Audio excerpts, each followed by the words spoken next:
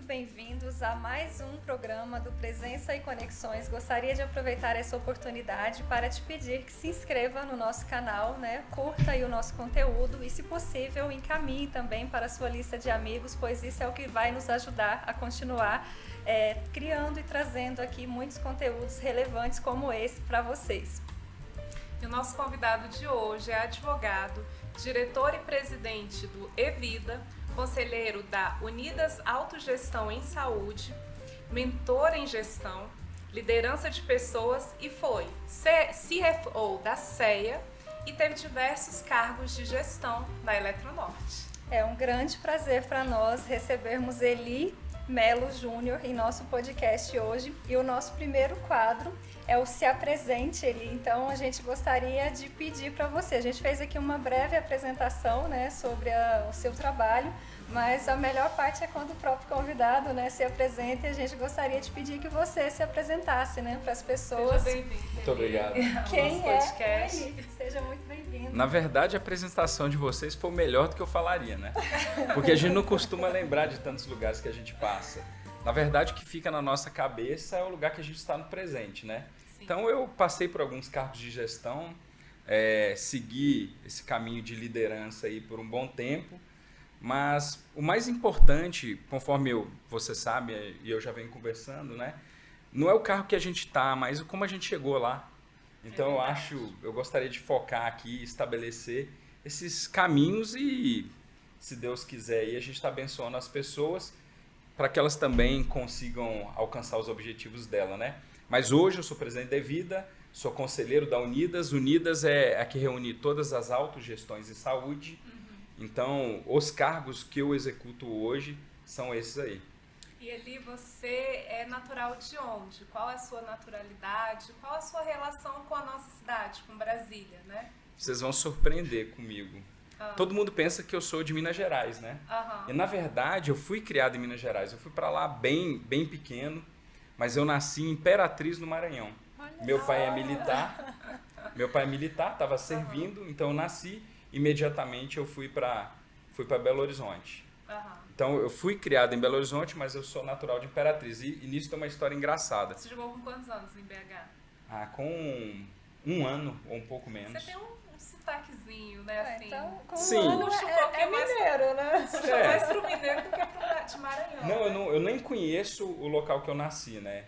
Já trabalhei próximo, Conheci a mas... sua cidade. Conheceu? Conheci. Eu não disse que é muito quente, né? É quente.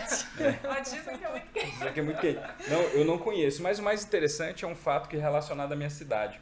Quando eu estava me formando em Direito, enfrentando aquelas adversidades naturais de todas as pessoas, principalmente no momento de formação, eu pensei em fraquejar. E eu morava com uma tia-avó nessa época, cursando Direito em Minas Gerais, e ela virou para mim e falou uma coisa muito interessante. Fraquejar e desistir da... Dá uma desanimada, né? Dá uma... Sabe quando vem aquele momento de baixa que você fala, pô, parece que não vai dar, né? Porque é sempre assim, né? Sim. Quando vai dar certo, em determinado momento você acha que pode não dar, né? E aí você dá uma balançada. Fraquejar é balançar no sentido da falta de convicção que vai dar certo. A minha tia me falou uma frase que eu nunca mais esqueci. Essa minha tia tinha a 4ª série primária, mas era uma grande leitora, muito inteligente. E ela falou o seguinte, você da família é o que eu tenho convicção que não pode desistir. Porque além de mineiro, você é o único que tem o sangue nordestino. E nordestino não desiste. E aí eu tomei aquilo e falei, meu Deus, vamos lá, né? E a gente vive de alimentação, de alma, de espírito e de fé, né? Naquele dia ela alimentou a minha fé. E deu certo. Eli, e você começou a contar um pouquinho aí da sua infância, né, de como Sim. foi esse período cursando Direito, mas a gente, como o primeiro quadro é o Se Apresente, a gente gosta também de saber um pouquinho, né, da vida pessoal, e a gente queria saber sobre hobbies, né, se você tem algum, como que você é em família, você estava contando agora sobre a sua tia, né, como Sim. foi a sua infância, como é o Eli fora do trabalho? Muito simples. Eu gosto de coisas assim bem simples para o dia a dia. Então eu gosto de passear com o cão, eu gosto de brincar com as crianças, eu gosto de estar com meu pai, eu gosto de estar com a minha mãe, ter tenho uma relação muito boa com os meus pais. Então, as minhas principais atividades de prazer, hoje em dia, são voltadas para a família. Então, eu gosto muito, particularmente, de estar com os meus pais. Eu gosto muito, até falo que eu tô com uma renovação de amor com a minha mãe, né? Mãe é aquela situação, cuide de enquanto você tem, né? Então, eu tô vivendo um momento muito próximo da minha mãe, a gente está cada dia mais juntinhos. A gente vai fazer uma viagem agora, a gente vai para Boston, vai para Nova York, nós dois. Então, estou vivendo um momento muito legal nesse sentido. Então, o que eu gosto mais de fazer é estar com a família. Eu tenho muito prazer nisso. Até porque a minha origem é uma origem de proximidade familiar, né? Eu sempre falo... Base, né? Família base. Então, quando a gente fala do exercício de carreira, de liderança, tem uma frase que eu sempre digo. O currículo ele é formado em casa, com os teus princípios, com as disciplinas que são dadas, né? Eu sempre falo que uma coisa que eu sempre tive medo é que meu pai, quando estava chateado comigo, ele falava o seguinte, vou te largar de mão. Eu falava, aí não. Não me larga de mão, não. Porque quem ama não abandona, né?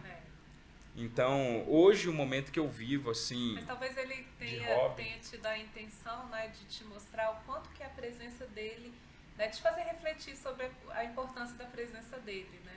É porque, na verdade, ele sabia que isso, para mim, era o que era relevante, né? O meu pai sempre está comigo. Então, até hoje é. E ali a gente tem um quadro dentro do nosso programa, que é um quadro de carreira, né? E sim, acho que assim, que no fundo, toda essa sua base familiar acaba que te construiu como profissional dentro da carreira, né, que você construiu. E a gente viu, né, a gente fez uma pesquisa sobre você, né, claro que a gente faria, né, uma pesquisa antes de fazer esse podcast com você, e a gente viu que você também tem uma carreira acadêmica e que você foi professor, né, universitário, e hoje você é mentor, né? Assim, qual foi a relação, né, entre ser um professor universitário, que de certa forma, né, é um mentor ali dos jovens que estão aprendendo e estão seguindo uma profissão, e a sua mentoria hoje, né? Como você chegou nesse novo papel?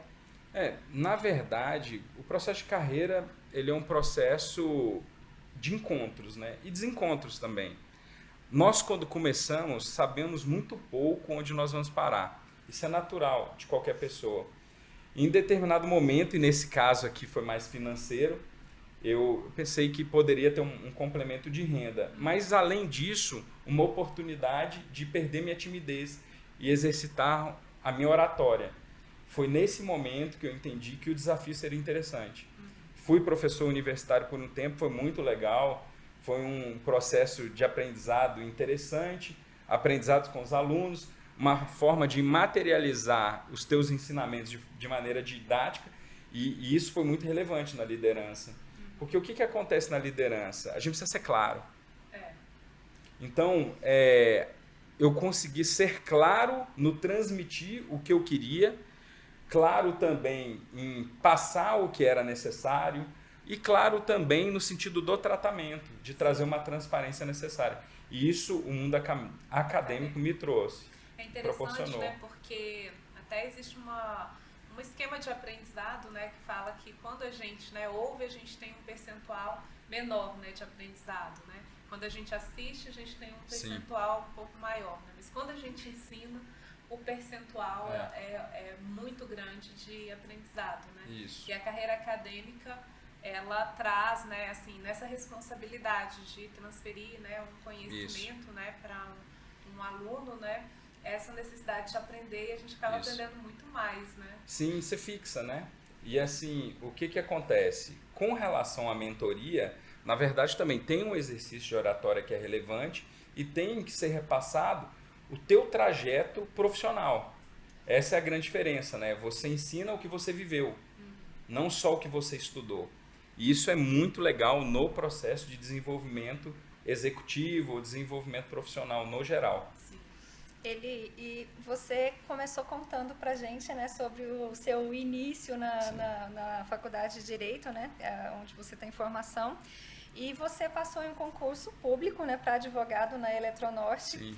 E a gente queria que você contasse, né, um pouquinho dessa experiência, né, nessa grande empresa estatal que hoje, né, é uma empresa de mercado.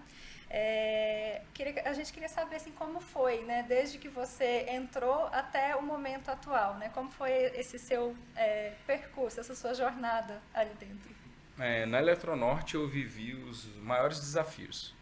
Foi o lugar que eu mais aprendi a me relacionar e mais aprendi a conviver.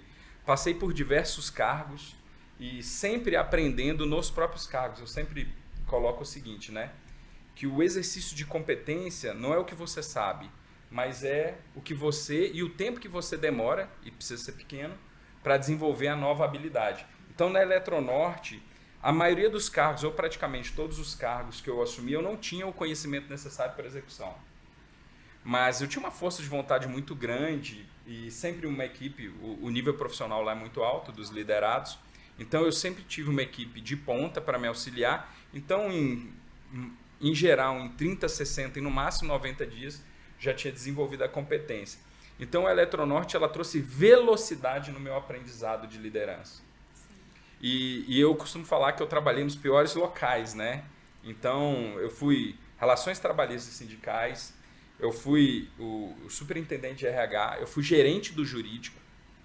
Então, eu consegui, formando, principalmente nessa tríade aí, formar um patamar de solidez necessário para os outros desafios. Então, eu falo que a Eletronorte foi minha base de aprendizado. Eles investiram muito em mim também, em conhecimento. Por mais que eu buscasse conhecimento, a Eletronorte investiu muito em mim em conhecimento. E aí, os outros cargos... Fiz vários cursos de Amana Key. Eu fiz tudo. Tudo que eles ofertavam de aprendizado, eu sempre colocava. E mesmo antes dos cargos de gestão, assim como técnico também, todas as oportunidades que eles me ofertavam também, eu executava, inclusive de trabalho. E foi assim que eu fui exercendo essas atividades. Agora, Eli, uma das oportunidades que surgiu na Eletronorte, né, e foi talvez um marco na sua carreira, foi a oportunidade de ser diretor na CEA, né, que é uma distribuidora do estado do Amapá. Né, e nessa oportunidade você teve que se mudar, né, de estado, né, vivenciando além de um desafio de uma empresa né, uma distribuidora, né, grande e com uma série de problemas, né, e assim, dentro de uma outra vivência, né, você ainda teve todo o desafio pessoal, né, de ter que mudar, né? Como é que foi isso? A gente queria saber por que você aceitou esse desafio, né? Como foi com sua família, né, que você é tão próximo, né, à sua família, essa mudança, né? E assim, valeu a pena? É interessante a sua pergunta e com relação aos cargos que eu assumi, e eu não tenho constrangimento nenhum em falar. Eu acho que todos os cargos que eu assumi, ou praticamente todos os cargos que eu assumi, foi porque alguém não aceitou. Eu nunca fui a primeira opção, mas eu sempre estive disponível para executar o serviço. Então, na CEA foi um caso claro. Era um lugar que era uma distribuidora, uma das piores do país, um risco em vários sentidos, e eu entendo que os candidatos também eram poucos, mas eu enxerguei ali como uma oportunidade. Um terreno fértil, de eu assumir ainda jovem um grande desafio. Eu aprendi muito na CEA. Eu acho que na CEA foi talvez o lugar que eu mais me desenvolvi. Mas ao mesmo tempo que eu mais me desenvolvi, e no lugar que talvez eu tenha mais sofrido, porque muitas vezes crescer gera desconforto e até dói. Quando eu voltei da CEA, eu também precisei de um momento para desintoxicar. De tanta dureza que eu sofri sozinho. Eu fui só. Por que foi tão difícil? Cultura diferente, solidão, não ter amigos e não ter propósito. Muitas vezes na minha carreira, e hoje eu não faço mais isso, eu tinha visão, mas o propósito ele era pessoal, não era um propósito coletivo. Então, toda vez que a gente começa um negócio, né, a gente começa num propósito individual, que é nós darmos certo. Sim. E aí, depois de determinado momento, eu entendi que o propósito não é o nós darmos certo, É as pessoas darem certo através do que nós entregamos. E eu demorei para entender isso lá. Então eu fui num propósito de desenvolver minha carreira, de aprender, de fazer acontecer, mas não inicialmente num propósito de entregar para a sociedade um trabalho diferenciado. E aí eu sofri muito. No final, eu tinha entendido o meu propósito, porque eu fui o diretor que fez a interligação, que levou energia de qualidade para o estado do Amapá. Foi um dos trabalhos que eu tenho mais honra de ter executado. Mas eu cheguei lá, assim como nos outros cargos, porque eu que era a primeira opção, aceitou um cargo melhor, fez outra coisa e fez aquilo. Mas Deus sabe de todas as coisas, né? Ninguém chega a lugar nenhum se não for o propósito de Deus. Você levou o que eu alguém da acredito. sua família? Não. Sozinho, Eu fiquei sozinho, indo e voltando, eu fiquei sozinho. Eu me senti muito só. Eu me senti tão só que no meu primeiro dia de ceia, no gabinete, na sala da diretoria, quando fechou a porta, a primeira coisa que eu pensei foi: eu quero minha mãe. Eu quero minha mãe. É porque a mãe, né, sempre teria um afago, uma palavra doce, uma palavra de amor, né? De incentivo. Ela olha no teu olho, segura no teu braço, passa um carinho e fala: meu filho, eu não sei o que você está passando, mas vai dar certo. E aí, naquele momento, senti muita falta da minha mãe. Foi quem sempre fez isso por mim, né? Meu pai tinha um outro método, mas foi bom, eu aprendi muito, mas acho que existem outras formas de aprender, né? Não precisa ser tão não precisa. É isso que a gente precisa compreender. Formas, né? Mas para cada um de nós, a gente recebe o tratamento necessário. Isso. Né? Existem formas de aprendizado e muitas vezes a gente não sabe as formas de aprendizado que existem. Por exemplo, assistir um podcast. Isso é uma forma de aprender. Tem um provérbio, acho que árabe, que ele fala que o inteligente sai do buraco que o sábio não entra, né? Que o sábio não cai. Então, hoje, com a tecnologia, a gente consegue ter o aprendizado com a prática dos outros. Isso é exercício de sabedoria. Eu caí no buraco e saí, né? Mas poderia não ter saído. Eu lembro, algumas vezes, um diretor-presidente na época que falou até para eu ir, ele disse uma coisa para mim. Ele falou ali, vai voltar com pelo menos 30 processos nas costas do Tribunal de Contas, né? E na hora eu rejeitei isso. Eu falei, eu não. E voltei sem nenhum. Então, eu voltei sem processo no Tribunal de Contas, eu voltei com mais conhecimento, voltei com mais respeito e já vim direto para um outro cargo. Eli, a gente está conversando aqui já há algum tempo, né, dessa sua trajetória, né, impressionante na Eletronorte, né, e onde você realmente fez diferença em diversas posições, né, desde a área jurídica, na mediação de relações sindicais, superintendente de pessoas, né? Então foram diversos cargos, né, por onde você passou, e você está falando muito para a gente, né, sobre liderança, né, sobre ter um propósito maior que não só o propósito individual, mas um propósito coletivo, né, que atenda à necessidade das outras pessoas também. Então a gente queria saber quais foram as maiores lições. Você acabou de contar para a gente aqui grandes lições que você teve nesse cargo que você assumiu fora, né, do seu estado, longe da família, mas dentre todos esses cargos que você passou, por onde você atuou, quais você acha assim, que foram as maiores lições onde você teve a oportunidade de atuar?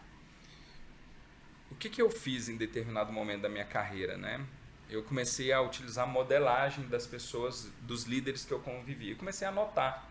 Então, toda vez que eu queria assumir um cargo, alguma coisa, eu via como um líder se portava. E eu comecei a escrever alguns princípios, né? Que eu chamei de princípios cardeais e algumas coisas. Então, inicialmente eu comecei copiando. Eu sou um grande copiador. O pessoal acha que eu crio. Não crio. Geralmente eu copio e tento aperfeiçoar. A primeira vez que eu assumi um cargo de gestão foi copiando o gestor. E como eu não sabia por onde começar, é engraçado isso. Eu comecei a copiar roupa. Olha que interessante. A imagem primeiro, Isso. A imagem primeiro. Então eu vi como ele se vestia, como ele se portava. Né? Assim, o externo é mais fácil da gente perceber. Exatamente. Né? Como eu não sabia, eu falei, um sujeito elegante. Então eu vou começar a ver como ele se veste, comprar roupas parecidas. E foi assim que eu comecei. Engraçado que 2 anos depois eu fiquei no lugar dele, né? E eu comecei usando a roupa. Então, quando a gente não sabe por onde começar, a gente começa copiando as boas práticas. E a partir daí, do momento da cópia das boas práticas, eu comecei a fazer anotação. E eu anotei alguns princípios. E o primeiro que eu anotei foi eu me tornar uma pessoa extremamente polida, extremamente educada. Eu acho lindo uma liderança gentil. Verdade. Uma liderança polida. O sucesso da liderança, ele está no simples, ele está no básico. A grosseria nunca vai bem, né? Não, ela nunca cabe. Então, o primeiro exercício foi o de gentileza, o de polidez, o de educação. Eu me tornar, obviamente, eu fui bem educado, graças a Deus, mas colocar no dia a dia a prática da educação. E nos pequenos atos, muito obrigado, bom dia, posso te ajudar? Isso fez uma diferença muito grande na minha liderança com os liderados. E o tom de voz, né? Um tom de voz moderado, um respeito. Às vezes a gente erra, se excede, e aí vem o pedido do perdão, que é para poucos, né? E o exercício do ser perdoado. É tão bom ser perdoado. É verdade. Tão bom ser perdoado, ter a sensação que você errou e aquela pessoa te ofereceu perdão. Então eu comecei com alguns princípios. Então o da polidez, ele foi o primeiro. O segundo foi o bom senso no agir e no falar. Eu percebi que a vontade de falar, ela não pode ser maior que o bom senso. A sua vontade de falar, ela nunca pode ser maior que o bom senso. Se você quiser ser sincero demais, se você quiser ser sincero demais, seja na sua casa, em frente ao seu espelho. Transparência não é exercício de sinceridade. Eu precisei separar a transparência da sinceridade. A gente fala o que precisa ser falado, da forma que precisa ser colocado. Então, o bom senso nos atos e o bom senso na fala. Isso é muito importante. O outro princípio é o cumprimento da palavra. Eu percebi que no exercício da liderança, você precisa cumprir a sua palavra rotineiramente. Porque senão você traz descrédito. Você traz descrédito. Você falou que ia fazer? Faça. Se não pode fazer, chama e explique o porquê não pode ser feito. E a outra coisa que eu percebi dos grandes líderes que eu tive foi vontade. Impressionante. Muita vontade, mas uma vontade demonstrada. De a gente vai conseguir, a gente vai chegar lá. E aí eu desenvolvi o que eu chamo de os 3 VAs, né? Da liderança. Vontade de aprender, vontade de aperfeiçoar e vontade de agregar. Isso fez muita diferença. Foi você quem criou esse método? Foi. Eu mesmo desenvolvi. Com base nas anotações, né? Os 3 VAs da liderança. Agora, essas anotações, elas são pura riqueza, né? São. Inclusive, assim, eu vou até... Primeiro, eu queria saber, né, se você já pensou em transformar essas anotações, né, num livro, né, alguma coisa, um e-book, alguma coisa assim, né? Essa é uma pergunta, né? Mas essa pergunta eu vou aproveitar para te fazer uma pergunta também que eu queria fazer, né? Porque assim, também, eu, como funcionária também da Eletronorte, né? Acompanhei sua carreira, né? E continuei te acompanhando no Evida, né? Porque a gente também tem as mesmas redes sociais. Sim. E assim, tenho observado, né? Que você constantemente, você passa, né, várias lições de liderança, várias lições de vida, né, que são muito importantes, né, que eu acho que assim, que é você não guardar só para si, mas passar para frente, contribuir também com as pessoas, né. E assim, eu percebi que isso talvez, não sei se é porque também eu tive mais acesso, né, isso talvez seja um dos, assim, o Evida, né, tenha te aberto mais para esse lado da mentoria, né, que é uma coisa que você tem feito também, né, porque assim, não só guardou aquele conhecimento e toda essa experiência de vida que você tem e que você também está, né, traduzindo aqui para quem está ouvindo também esse podcast, mas como começou essa parte da mentoria, né? E assim, e esse desejo que surgiu no seu coração de contribuir com a vida das pessoas? Começou com a vontade de servir. Eu acho que o líder ele precisa servir, né? O Jesus, no ápice dele, ele pede para lavar os pés dos discípulos, né? Então, o exercício da liderança, além de situacional, conforme o contexto, ele é um exercício do servir. Então, o que eu faço com as pessoas que trabalham diretamente comigo, nos cargos de gestão? Eu tiro momentos semanais nossos. E aí nós tratamos princípios, eu conheço a pessoa, desenvolvo a pessoa me desenvolve também, porque naturalmente há troca, né? naturalmente há troca. Então, como que eu comecei com isso? Eu semanalmente não conhecia as pessoas, então eu tirava 1 hora para a gente estar junto. Falava de trabalho, 15 minutos no final. Antes disso a gente se conhecia, eu conhecia a origem, então eu conhecia a personalidade, conhecia os estímulos que essa pessoa recebeu, e aí eu pontualmente tratava o que era necessário. Impressionante. E você foi Ápice registrando sempre. isso? Sempre. As minhas mentorias para os profissionais, obviamente com a autorização deles, elas foram gravadas. E aí eu assisti a gravação. Gestão também é consumir tempo, né? Com liderado, né? Então não é só de processo, de pessoa principalmente. Então eu via a gravação, eu via as situações e eu tratava exatamente cada um dos pontos. Além disso, a gente pegava intimidade. Quando você pega intimidade, você começa a ver o que normalmente não aparece das pessoas. Então, a partir daí, eu comecei a falar, poxa vida, é muito pouco aqui. Eu poderia ensinar em rede social. Eu fui para o LinkedIn. E no LinkedIn, na época, foi um sucesso. Me tornei relevante nas redes sociais. Depois não dei continuidade em razão das oportunidades que o próprio LinkedIn me trouxe, né? Porque o que aconteceu com o LinkedIn? Eu comecei a me relacionar. Eu comecei a estabelecer conexões muito fortes com o mundo empresarial. E aí, o próprio mundo do trabalho que eu executava se tornou pequeno. E aí vem uma coisa que é relevante no mundo empresarial, a ambivalência. A gente precisa permear o nosso negócio com outros negócios. Então, você não pode ficar preso no seu mundo. Você precisa fazer com que o seu negócio gere outras oportunidades de negócio. A gente chama de conexões. Isso. Exatamente. Só não pode chamar, eu brinco isso daqui, só não deve chamar de network, né? Porque, na verdade, o network é uma palavra que ela, com o tempo, ela vai se tornar defasada. Eu vou falar a classificação que eu dou para network. Network é a autorização de exploração recíproca. Enquanto eu posso te explorar e você pode me trazer alguma coisa, a gente conversa. A partir do momento, muitas vezes nem atende o telefone do outro. Não, conexão trabalha com lei de semeadura.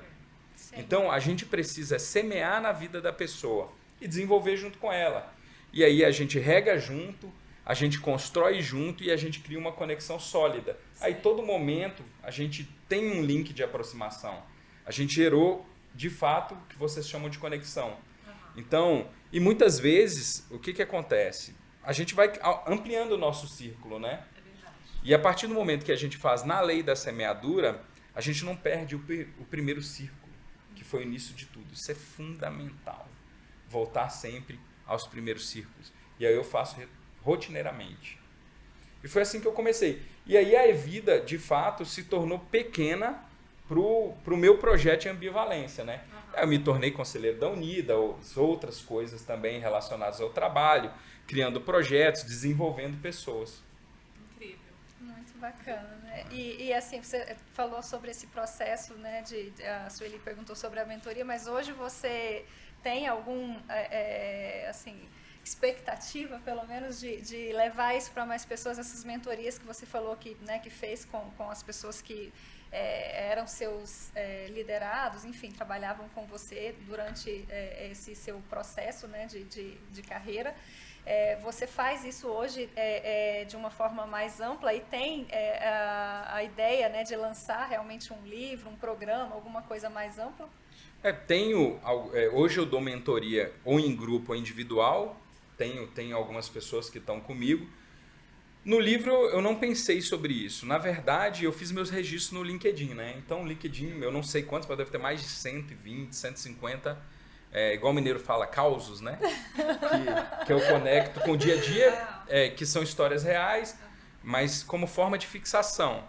Mas o livro não. O livro eu nunca pensei em dar prosseguimento. E no livro, eu, pelo menos até hoje, não pensei.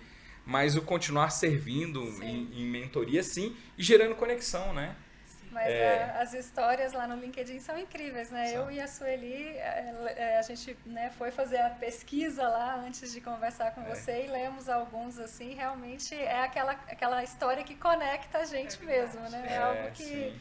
você olha e fala, nossa, eu me identifico, né? Eu me vejo nessa situação. É porque a verdade sempre conecta, né? Sim. Quando a gente trabalha com a verdade, é um princípio básico de conexão. Então, eu trabalho histórias reais, né? Sim. Então, a pessoa acaba se vendo naquela história, porque as lições, elas se repetem. Sim. E aí, por isso que é importante o desenvolvimento, ou seja, com mentor, ou seja, com coach, o que for de melhor adaptação para você. Assistindo vídeos, vendo os grandes empresários do Brasil, né? Sim. Então, a gente aprende bastante. Muito. Hoje o acesso à informação, ele está muito fácil, tanto para o bem quanto para o mal, né? Com certeza. Nós estamos entrando agora num próximo quadro, né, que a gente chama aqui de Essa História Deu o que Falar. A gente até tem uma hashtag, né, dando o que falar, a hashtag que a gente utiliza aqui nos nossos, né, programas de podcast.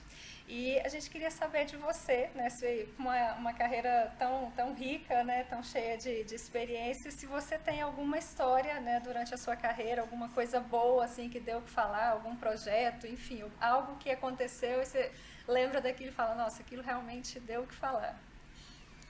Eu tenho histórias, algumas variadas de sucesso no trabalho que deram certa repercussão, né?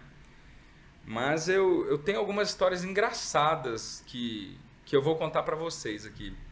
Até pra gente se contrair, né? Eu trabalhei com um estagiário que ele era muito interessante. Ele praticamente não falava com a gente, ele não me cumprimentava, né?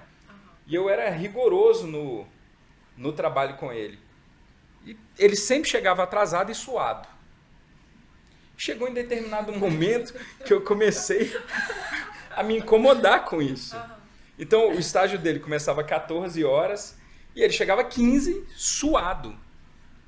Não era um atraso de 5 minutos. Não era um atraso de 1 minuto.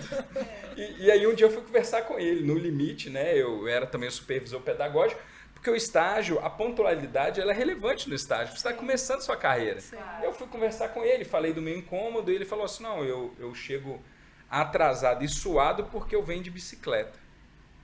Eu falei, pô, então sai mais cedo, né? Eu falei, olha, a situação é a seguinte, você tem 15 minutos de tolerância. Se chegar depois dos 15 minutos, eu não quero nem que você entre, eu quero que você volte. Porque é importante você aprender e perder o dia também. Aí um dia eu estava num shopping, lanchando, e eu vi o estagiário lá, no shopping, rodeado de menina, contando história. E eu olhei assim... Ele só não conversa no trabalho. Só no trabalho, contando história. Todo serelepe e tal. E eu falei, hoje eu pego. E aí eu fui pra sala rápido, né? E deu 2 horas e ele não chegou. Ele estava do lado, era só atravessar a rua. Deu 2h30, ele entrou. Eu falei, opa, passou 15 minutos, né? Eu falei, tudo bom? Tudo bom. Eu acho que a gente tinha um combinado, né? Pelo menos não chegou suado hoje, né? Mas eu acho que a gente tinha um combinado de você chegar no horário. Ele falou, eu cheguei no horário. Eu falei, não, são 2h30. Ele falou, no meu relógio são 14. Ele me mostrou o relógio dele. Eu falei, o nome dele Jorge, eu falei, Jorge, hoje você me deu uma grande lição. Eu aprendi que a gente precisa ser mais claro nos comandos de trabalho. Então, a lição é a seguinte, a primeira, coloque o teu ponteiro junto com o meu. E aí foi engraçado que ele terminou o estágio, começou a seguir o horário, mas isso daí trouxe um grande ensinamento para a equipe. A gente precisa, no exercício da liderança, ajustar os ponteiros com a equipe. Sim. Isso foi um grande processo de aprendizado. Paciência também, né? Mas eu reconheci um exercício de inteligência dele. Uhum. Ainda que não tenha sido o melhor, eu reconheci que eu precisava ter falado, e o relógio, a pontualidade tem que ser com a minha e tal. Esse foi um caso. E a outra história que foi interessante, e eu não aprendi muito com ela, mas a pessoa aprendeu, foi um estagiário também que me mandou um e-mail, preciso conversar contigo. Eu falei, meu Deus, lá vem, né? Estagiário. E aí eu, ok, me mandou pelo Outlook. Parecia que ia terminar o relacionamento. Não, preciso conversar contigo. E aí eu falei, ó, tudo bem. E ele recebi na sala, deixei a porta aberta, né? Esse falava menos que o outro até. Às vezes chegava na sala, tinha várias camisas pretas dele enroladas em cima da mesa. Cara, estagiário é uma fonte de humor. É uma fonte de humor. Tem que ter estagiário para rir. E aí ele falou o seguinte, ó, eu tô lhe andando, tô lhe reparando ultimamente e tal. Aí eu, e eu tenho gostado da forma como você se veste. Aí eu, evolua. Tá estranha essa conversa. Gosto da cor dos teus ternos. Eu falei com ele, pode chegar logo onde você quer, porque eu tô ficando assustado. Aí ele falou, eu queria te pedir um terno emprestado para ir para uma festa. Não acredito. Pelo menos ele não era um estagiário suado, né? Aí eu falei, como é que é? Ele falou, eu gostaria de pedir um terno emprestado seu para ir para uma festa. Eu falei, cara, deixa eu te falar, qual a tua altura? E aí ele era baixo. Eu levantei e eu falei assim, pô, meu terno nem cabe em ti. Ele falou, mas minha mãe é costureira. Aí minha mãe dá um jeito no terno. Aí eu falei, pô, você quer o meu terno? Eu te empresto o terno. Então Sua mãe diminui o meu terno, você usa o meu terno. Sua mãe aumenta o meu terno e você devolve o meu terno. Esse é o processo que você está me propondo? Gostei. Aí ele falou, é isso. Eu falei, deixa eu te falar uma coisa. Não, faça isso não. Vai numa loja barata de terno que eu vou te ajudar a comprar um terno. Você vê um terno barato e eu te ajudo a comprar o terno. Ele, pô, muito obrigado, me abraçou, saiu, eu fiquei atônito, né? Mas tudo bem. Aí eu saio para o almoço e volto, tem uma mensagem dele. Doutor, poderia me emprestar meio sapato?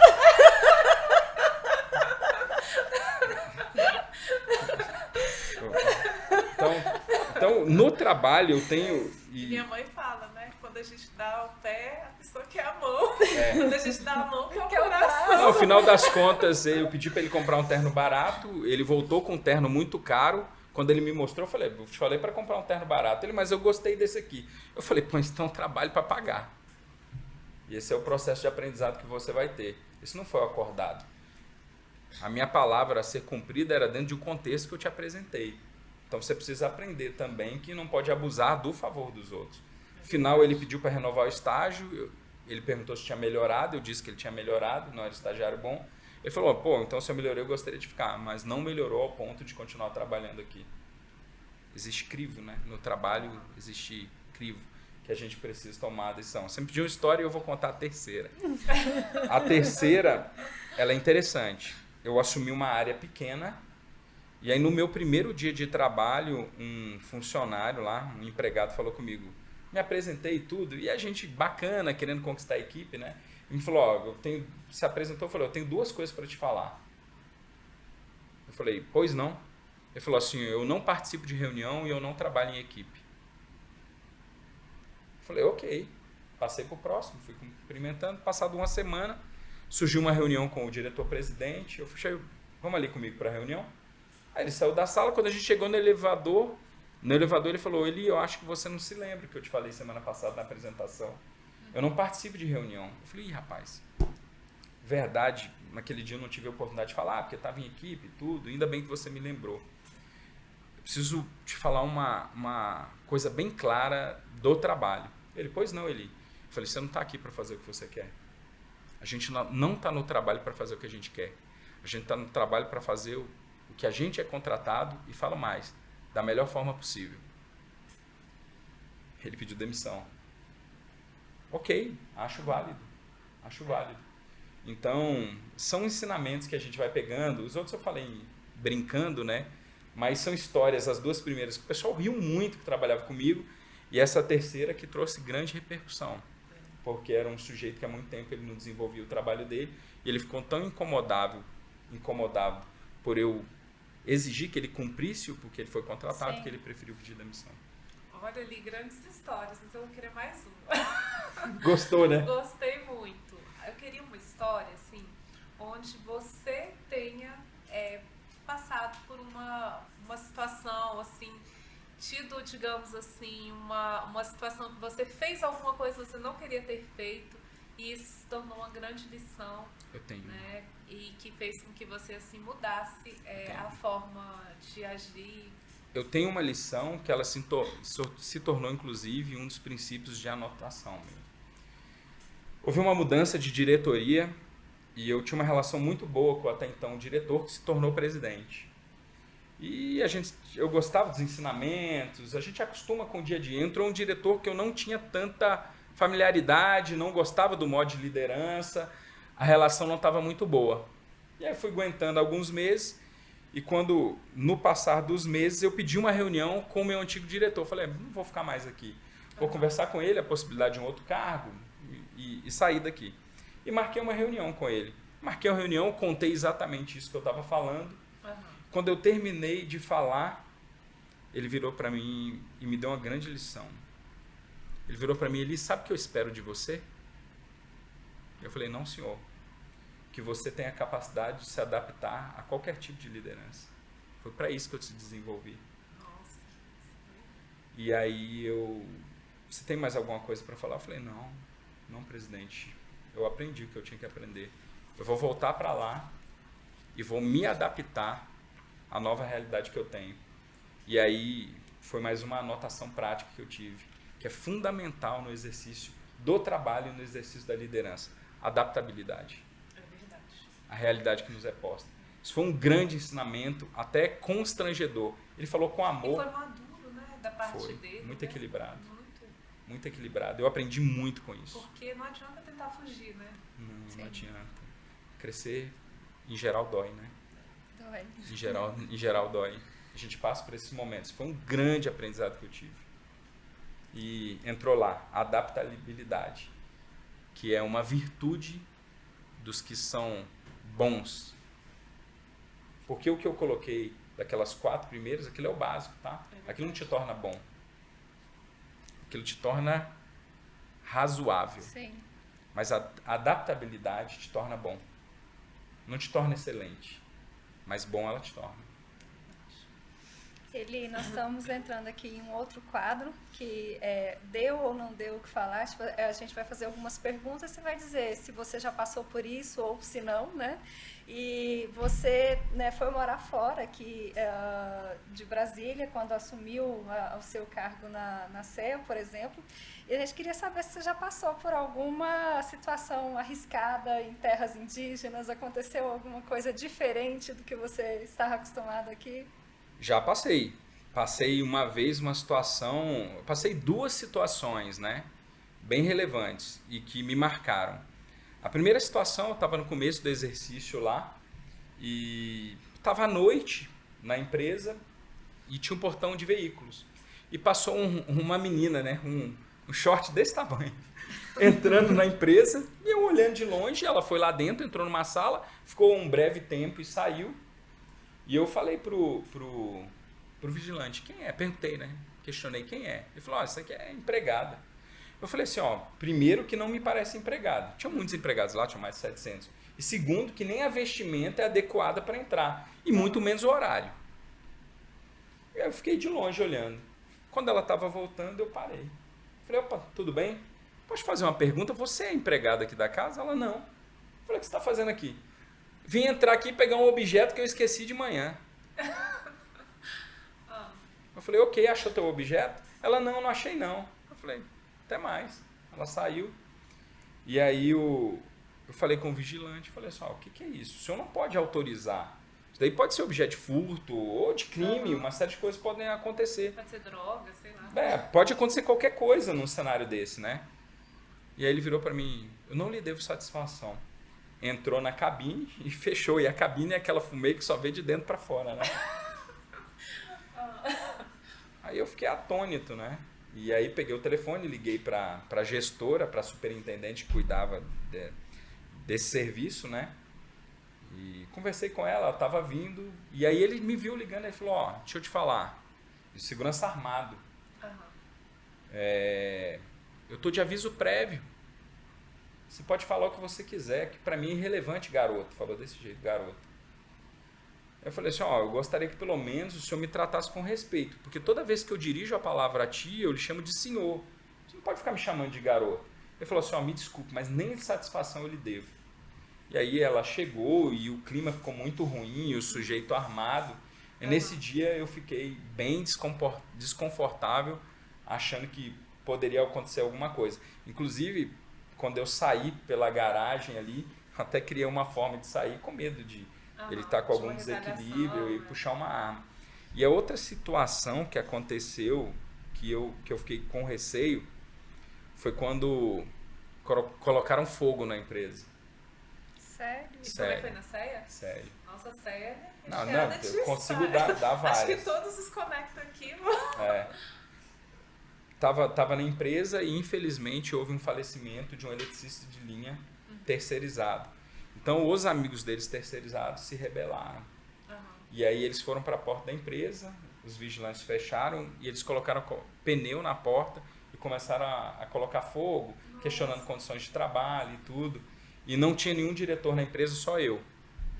Eu lembro que eu estava com um amigo meu que era de Brasília, que nas férias prestava serviço lá, né, comigo. E engraçado que ele entrou correndo na minha sala, fechou a porta e falou, ele vão matar a gente e tal. Eu falei, cara, então abre a porta, não deixa fechado, porque aí a gente vai se tornar algo fácil, né? Vamos misturar no pátio com os empregados, que já estavam todos lá. E aí, de repente, passado um tempo, chegou a polícia, abriu a porta. Quem é o representante da empresa? Aí abriu o clarão, né? Todo mundo apontando para mim. E aí nós nos fechamos dentro de uma sala para eu entrar em negociação com o grupo e um policial armado para que aquele momento ali não se tornasse mais tenso. Nossa. Mas já passei por algumas situações. Incrível história. Você também tem o que falar. Daria até para Com ser uma história que certeza. tem o que falar. Essa daí. Agora, Eli, uma história mais leve. Qual foi a melhor história de viagem que você já teve? De viagem, de memória e tudo? Isso. A melhor memória de viagem foi uma que eu fiz com meu filho. Que foi a nossa grande viagem. Nós colocamos uma mochila nas costas, né? E nós sempre fazemos viagem nós dois e a gente se conheceu melhor. Uma oportunidade de intimidade, de um conhecer o gosto do outro, de eu aprofundar a minha relação com meu filho. Aí nós percorremos ele era pequeno, né? Nós percorremos a Argentina e percorremos o Uruguai. Foram 11, 12 ou mais dias, em várias cidades com a mochila nas costas. Isso foi uma viagem muito legal. E tive uma com ele também recentemente em Machu Picchu, né? Que legal. Então a gente tem muita história legal. Nós somos amigos, né? Sei que o pai não é só amigo, ele é educador, mas essas viagens nos aproximaram em um nível Cria um relacionamento, né? Diferenciado. E a oportunidade também de eu corrigir, educar, ele falar um pouco dele, né? O dia a dia é tão corrido. O que eu digo que é o diferencial hoje das pessoas que fazem conexão, né? Se você quer estabelecer conexão, você pode chamar de network, seja o que for, eu chamo de lei de semeadura, né? Mas o que é o diferencial? Disponibilidade. Sim. A gente precisa ser disponível para quem a gente gosta, para quem a gente educa e para quem a gente quer se relacionar. Então, o grande trunfo daquele que tem uma virtude voltada para o relacionamento, ele está sempre disponível. Sim. A disponibilidade ela é muito importante. E nesse período eu fiquei disponível para ele, foi muito legal.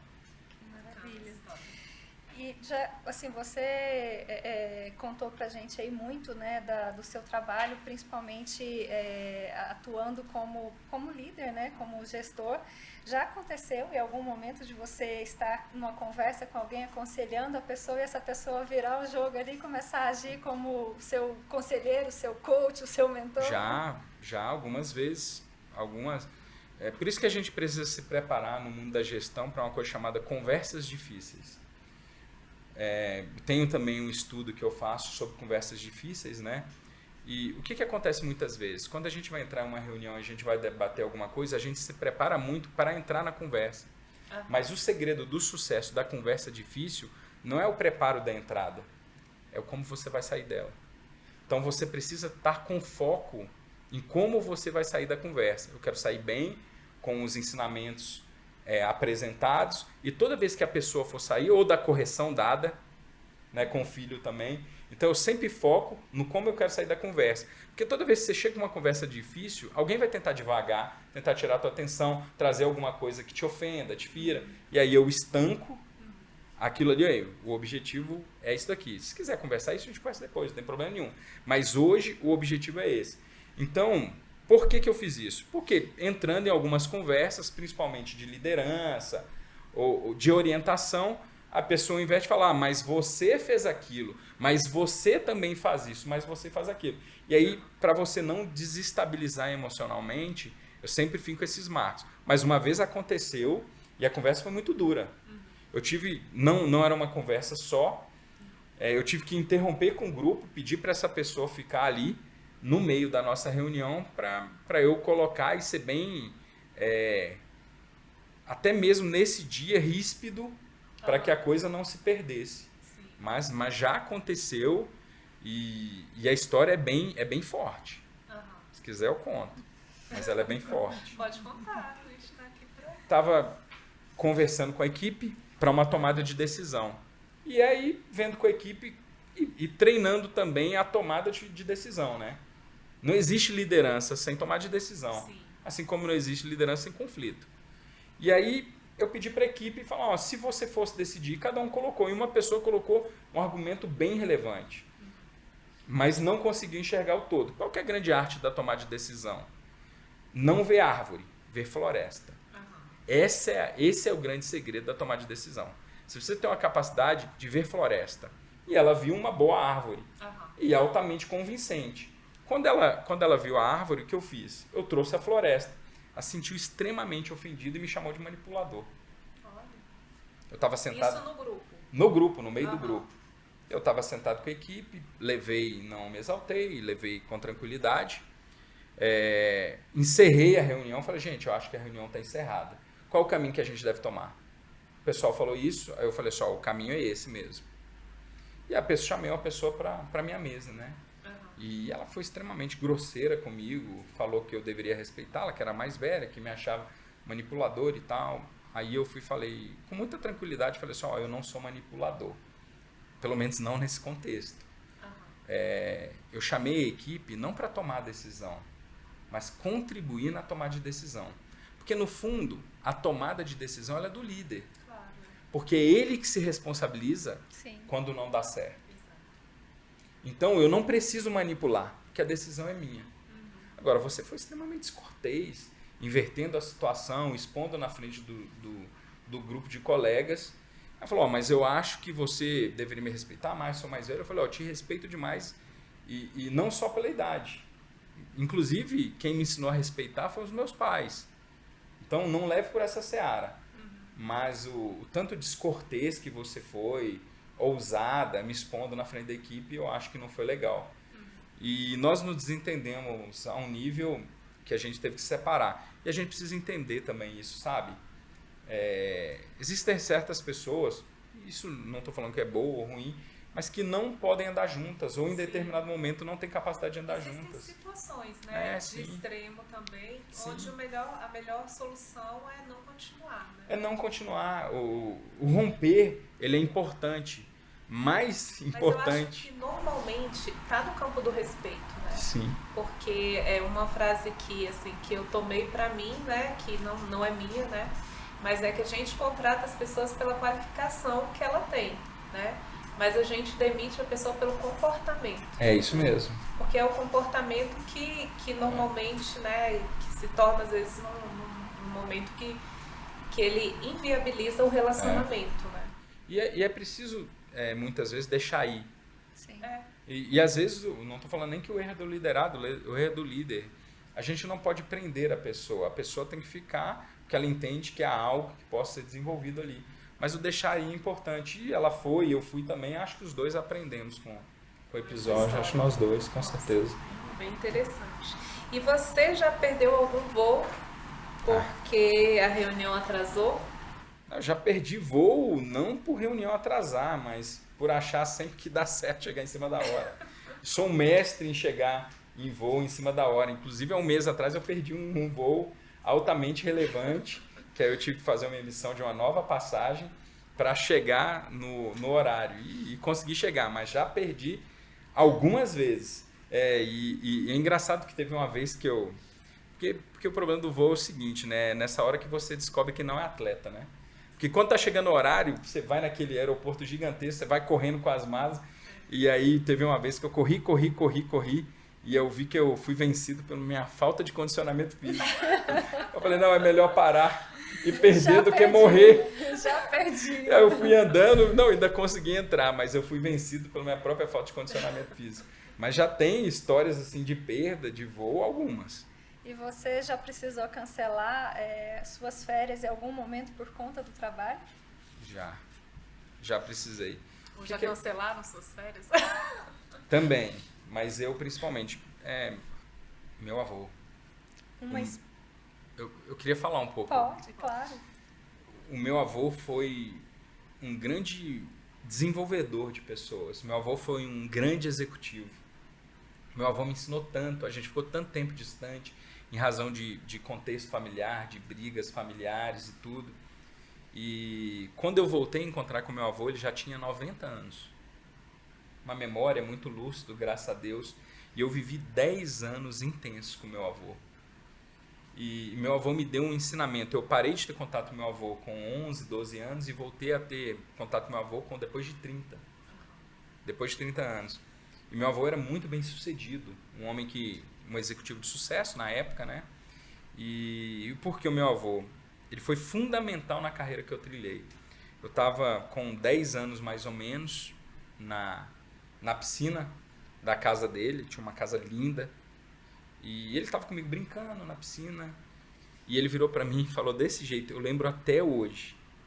Sabe qual é o segredo do sucesso? Não sabia nem o que era sucesso. E ele nem me esperou responder. Ele falou, o sucesso é você se aceitar. Ele virou para mim e falou assim, você nunca vai ser o mais bonito, você nunca vai ser o mais inteligente, e o seu nariz nunca vai ser o mais bonito.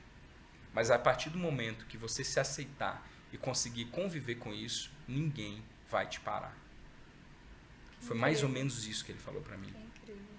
Eu nunca mais esqueci desse ensinamento. Eu nunca fui mais bonito, eu nunca fui mais inteligente. O meu nariz, pelo contrário, nunca foi mais bonito. Mas eu entendi que a partir do momento que eu conseguisse conviver comigo mesmo, eu conseguiria conviver com a sociedade, conseguiria buscar altos voos.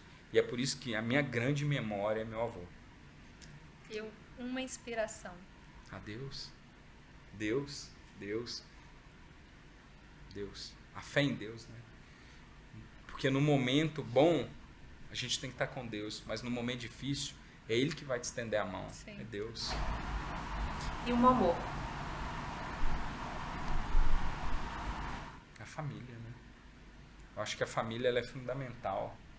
Você, com teus filhos, poder desenvolvê-los, poder ver a tua geração frutificar. Isso é muito relevante. Isso é muito relevante. Uma paixão. Trabalho. Eu gosto muito de trabalhar.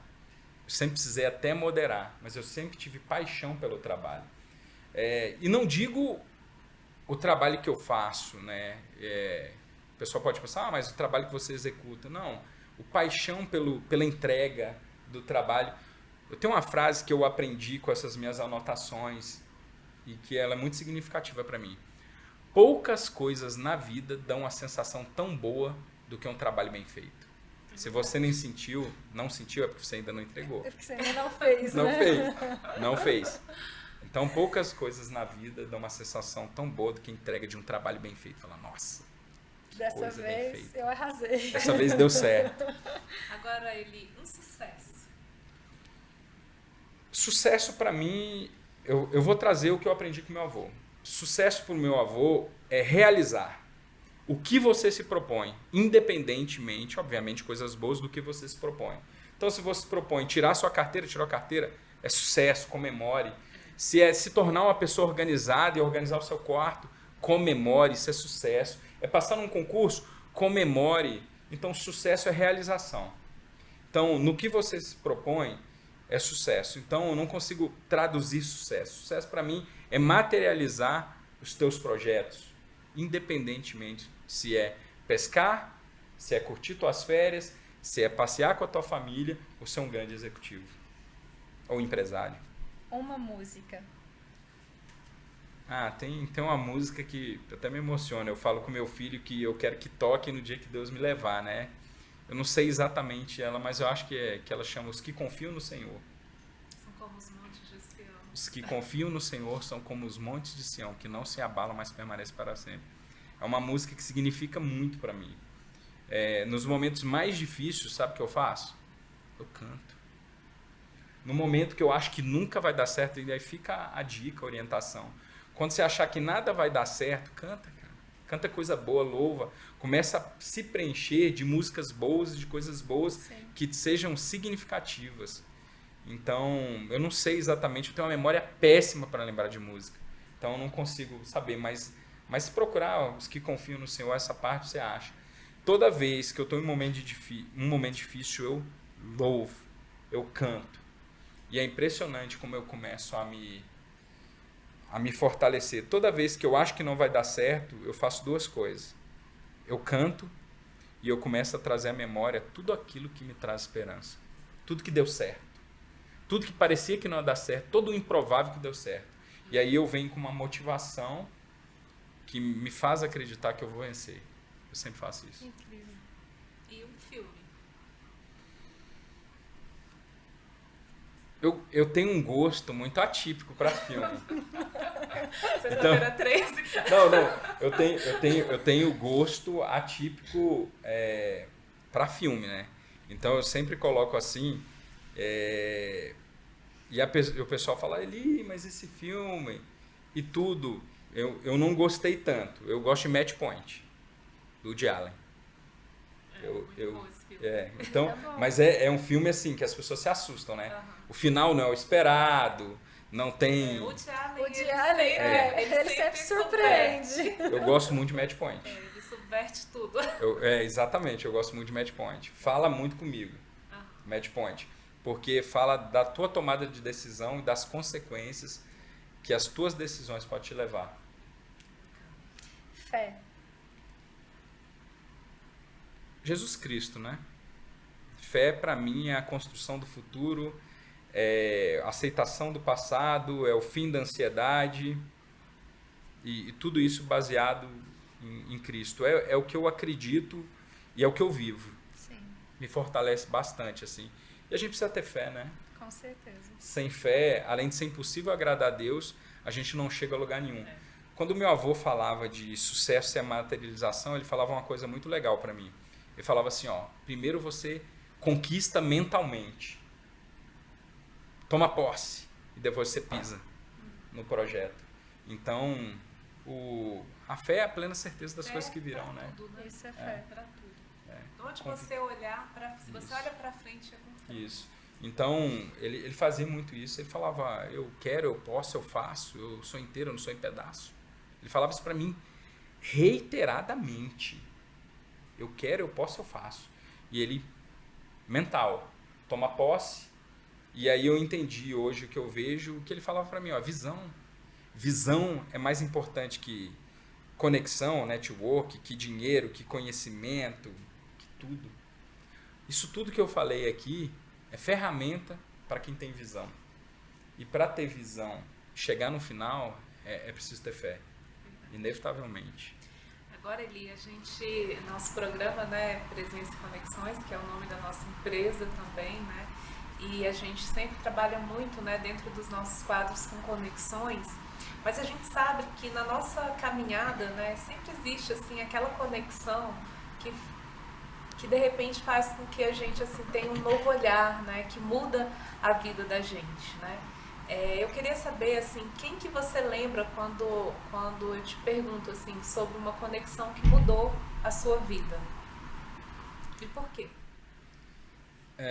Existem conexões e até espirituais, mas existem conexões físicas, né? A gente acaba se parecendo com o que a gente anda, né? Por isso que eu sempre falo, crie um círculo de amizade que traga uma evolução. Você pode ler todos os livros que existem.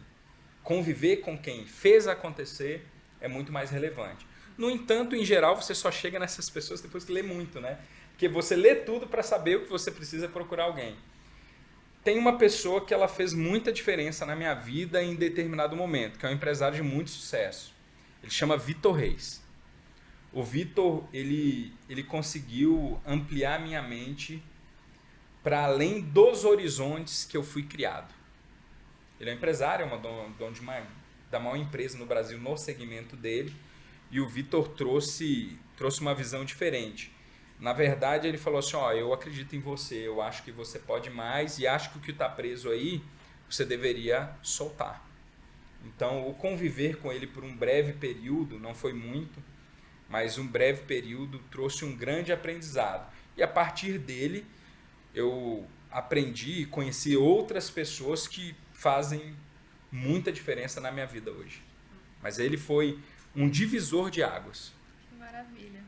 E agora, pegando esse gancho, você acredita que você já foi esse divisor de águas na vida de alguém? Você começou a falar pra gente no início que você acredita que você aprende muito mais, né, com seus liderados, com as pessoas que estão com você, do que você ensina a eles, por exemplo. Mas tem uma pessoa assim que você lembra e fala, nossa, aquela pessoa, eu acho que aquele momento foi um divisor para ela, né? Você conseguiu levar algo que mudou. Tem sim. E acho que a gente carrega o legado, né? Se a gente não fizer diferença na vida das pessoas, na minha visão, a gente não tem a completude para o que a gente está aqui. Eu tenho sim, porque ele fala comigo, né? E espero continuar fazendo. E é um amigo meu, ele chama Jorge Braga.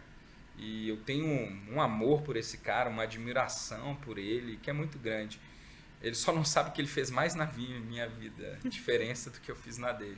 E ele é um cara que faz diferença na minha vida, não no âmbito empresarial, mas no âmbito pessoal. Ele faz muita diferença para mim.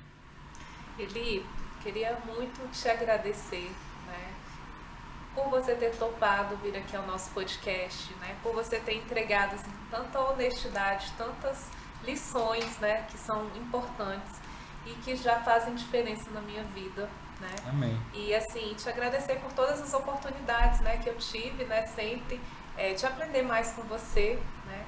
E queria também te pedir para deixar os seus contatos, né, para as pessoas que quiserem entrar em contato contigo, para uma mentoria, né, para fazer algum trabalho com você. Sim, eu agradeço também a oportunidade de vocês, eu acredito no projeto de vocês. Eu lembro que quando começou, né, eu já tive a visão, que é uma visão de sucesso, uma visão de conexão. Gostei da coragem, e a coragem é uma virtude dos muito bons, tá? A coragem é uma virtude dos muito bons. Achei ousado, achei corajoso, vejo o futuro muito nesse projeto, já vejo os frutos que vocês têm, as conexões que já participam, os links que são feitos e serão feitos cada vez mais. Agradeço a oportunidade, vocês são muito gentis, né? Obrigada. Isso é muito importante. Deixo oralmente o meu contato, vocês colocam no vídeo. A gente coloca no vídeo também. Meu LinkedIn é Eli de Melo Júnior. Meu Instagram também, Eli de Melo Júnior. E meu telefone também é 61999092844. Eli, muito obrigada pela disponibilidade, né? Foi uma coisa que você falou muito aqui hoje, que todas as conexões ela tem que ter, né, essa disponibilidade. A gente está muito feliz, né, de você ter tido disponibilidade de estar aqui com a gente e ter passado tanto para a gente hoje. E estou disposto aí a gerar conexão por intermédio de vocês. Se coloco aqui também, quem quiser entrar em contato comigo por intermédio de vocês, a gente senta e vê vários serviços, várias possibilidades aí. Acho que por intermédio de vocês seria relevante também. Acho que é para isso, né? Com certeza. Tá bom? Muito obrigada. Eu que agradeço. Estaremos sempre de portas abertas aqui. Obrigado. Obrigada. Obrigado.